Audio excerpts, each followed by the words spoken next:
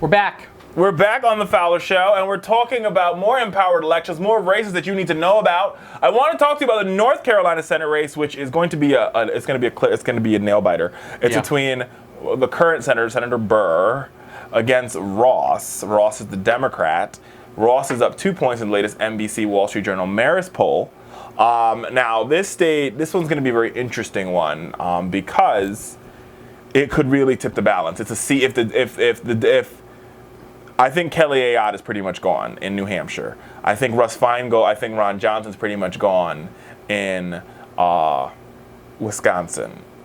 I also think that Senator Kirk out of Illinois is pretty much gone, and Tammy Duckworth will win that seat. Right. And so this I want to say the Senate Democrats need 5 or 6 seats to take back the House, which is incredibly significant. Which is a lot, but I think if they can win this North Carolina seat and take out Senator Burr, who's been there since God. It's a problem with these senators. They you can just hold court for decades. Exactly.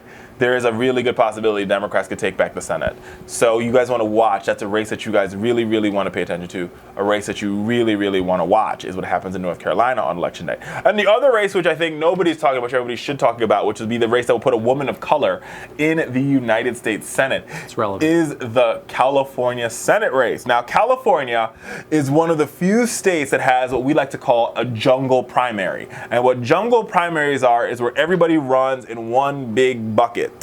Right. And the top 2 vote getters go to a runoff, depending upon how many votes you get. So if you run in the big bucket and you get, I think it's 51. Every state's different. I think if you get 51%, you get a certain number. So we have 2 Democrats running for the seat. So you now have 2 Democrats, Loretta Sanchez running against Kamala Harris. In a fight to the finish. Now, jungle primaries work very well for Democrats. We saw the jungle primary do really well for us in Louisiana, where we took back the governor's mansion after Bobby Jindal left. Praise Jesus, he's gone. Where we now have a new Democratic governor who we interviewed here on the Fowler Show. Check out his interview. It's on our YouTube channel, www.youtube.com/Fowler Show. We talked to him about Louisiana, talked to him about winning the Senate race, State of the Union, the governor's race. The state of the state. DNC. I talk about the DNC, the party, all that stuff. Yeah. So, but watch out for this Loretta race. It's going to be very, very interesting. Harris is up 18 points in the new PPIC poll, and I think she'll win. And that means we will put a woman of color. Well, we already have a woman of color from Hawaii. Is currently sits in the Senate. Yeah. We will now have we'll add to that a black woman, #BlackGirlMagic, and a Jamaican. At that, she's from Jamaican descent. It's very relevant. So listen, before we move on, we'll talk a little bit about the House, but let's talk about the impact. So statistically, Richard, what are your odds on the Democrats taking back the Senate? Now, I've heard from some pretty strong progressives, some DC insiders. They feel pretty confident that the Democrats will be able to do it. Now, confidence often goes a long way in elections, and sometimes it's just important to say, it's definitely going to happen, and I'm really confident about it, and sometimes you can will it into existence. Do you think it's going to happen, and what are the implications if it does? Yes, I think that the Democrats will take back the Senate. There's no question in my mind that we will take back the Senate. That's strong. Strong from Richard. Very strong. I think where I'm more nervous is whether I do believe that Paul Ryan will still be the Speaker of the House. Which is going to be divided government. But in this divided government, Democrats will have most likely the White House and the upper chamber. And I actually think I could see the Republicans, I don't know what they're going to do. Well, it'll be interesting to see. So if Hillary is the president and the Democrats take control of the Senate, what do we see? What's the Republican strategy for the Supreme Court seat? They won't have a strategy. They're going to try to filibuster. Like, what can you say? We need to wait for another 4 years? No. They're not going. They're at this point in time, they know they're going to lose. And here's the thing. Here's the reality. And that's why you have people like Eric Erickson from RedState.com and a lot of other folks saying, listen, just vote, give Garland a hearing. Let's vote for Garland because here's the truth. The truth is that the Democrats take back the Senate, which they're poised to do with the numbers that they're poised to do it by, depending on how big this election is. But you think about it, if the current Senate breakdown is, I think Democrats need 5 seats or 6 seats, right?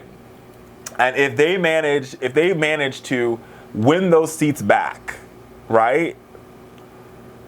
I'm telling you, it could be real big trouble for the Democrats, and Hillary Clinton will have the incentive to pick somebody even more progressive than Merrick Garland, who's actually he's just an honest broker. I mean, it's just a perfect example. Like, President Obama's legacy, right?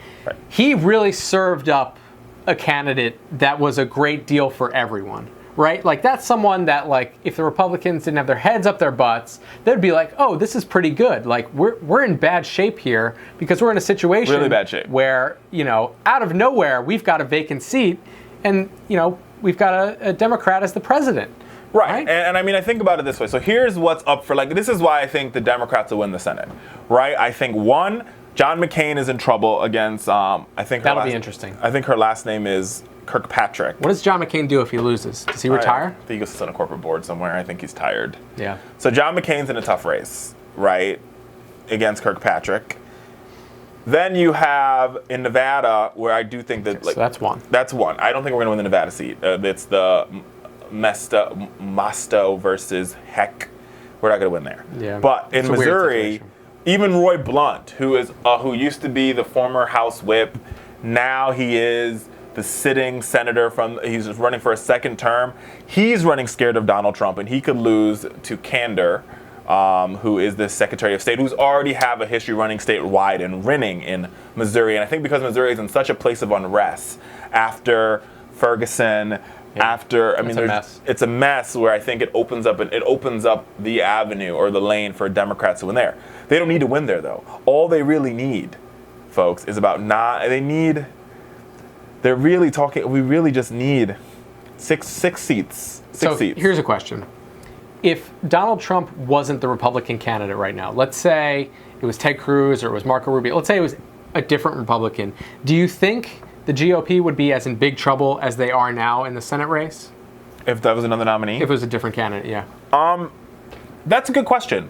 I don't know. I think they'd be in a better position. Will they be, if it was Ted Cruz, I think they'd be in the same place they're in now.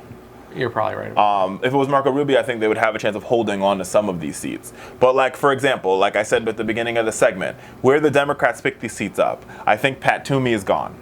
So I think Pennsylvania goes Democrat, goes blue with McGinty. I think Hassan wins in New Hampshire. I think Ron Kirk loses, and Tammy Duckworth, the former Iraqi vet, wins in Illinois. I think Russ Feingold, every poll says that Russ Feingold's up 10, up 11, up 12. Russ Feingold wins in Wisconsin. That's 4. We really only need 6 to get this thing done. There are a handful of other races that are feasible. And you have Missouri, so Indiana's open, where Evan Bayh, the former senator, is running to take the seat back. You have the John McCain seat, the versus Kirkpatrick. You have the Missouri Roy Blunt versus Kander. You have the Marco Rubio seat, which is I think Marco Rubio wins it, but who knows as we get closer to election day. Yeah. So I think you have all these seats in play, which. Here's the thing, and this is why the we are now progressives. Well, no, I'll be very clear. Democrats have the ability. We're really good at stealing defeat out of the jaws of victory. We do it every single time without fail. We're very good at it. So but there's we have 6 or 7 avenues to take back the Senate. Yeah. Right. I mean, obviously, because we're guaranteed. I think no matter what happens, we're guaranteed 3 pickups. So it means we only need 3 more pickups. And of those 3 pickups, we have 1, 2, 3, 4, 5, 6 states to pick up the 3 pickups that we need. So we only got to win 50% of the seats that we don't have to pick up. We could do this. It's doable. If we do it correctly. All right, folks.